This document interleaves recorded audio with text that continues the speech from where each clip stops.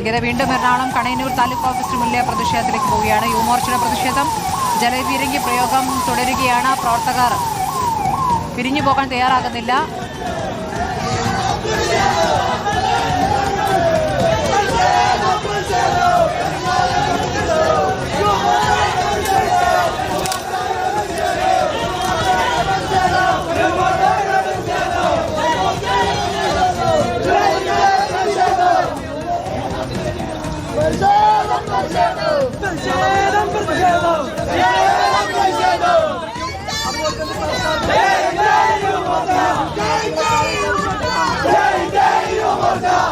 അർജുൻ മട്ടന്നൂരുമായി അർജുൻ, ഇപ്പോൾ എത്രാം തവണയാണ് പ്രവർത്തകർക്ക് നേരെ ജലപീരങ്കി പ്രയോഗിക്കുന്നത്? പ്രവർത്തകർ പിരിഞ്ഞു പോകാൻ തയ്യാറാകുന്നില്ല.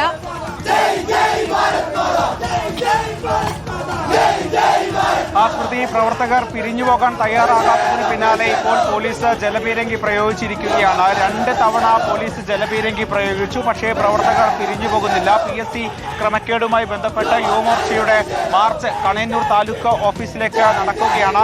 ഏതാണ്ട് 100 മീറ്റർ അകലെയാണ് പോലീസ് ബാരിക്കേഡ് ഉപയോഗിച്ച് ഈ മാർച്ച് തടഞ്ഞിരിക്കുന്നത്. ജലപീരങ്കി 2 തവണ ഉപയോഗിക്കുകയും ചെയ്തു. ഇപ്പോൾ പ്രവർത്തകർ ഈ ബാരിക്കേഡിന്റെ മുകളിൽ കയറി നിന്ന് ഇപ്പോൾ പ്രതിഷേധിക്കുകയാണ്. ബാരിക്കേഡ് മറികടക്കാൻ ഏറെ നേരം പ്രവർത്തകർ ശ്രമിച്ചിരുന്നു.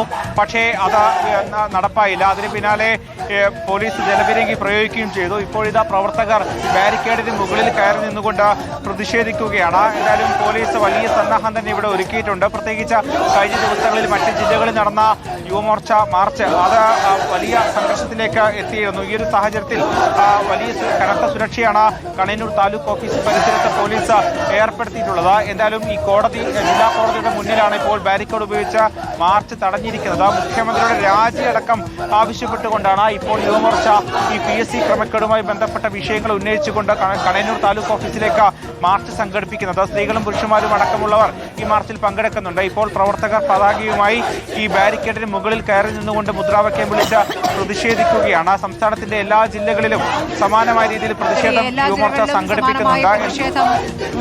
യുവമോർച്ചയുടെ പ്രതിഷേധം എറണാകുളത്തെ പ്രതിഷേധത്തിന്റെ ദൃശ്യങ്ങളാണ് ഇപ്പോൾ കാണുന്നത്.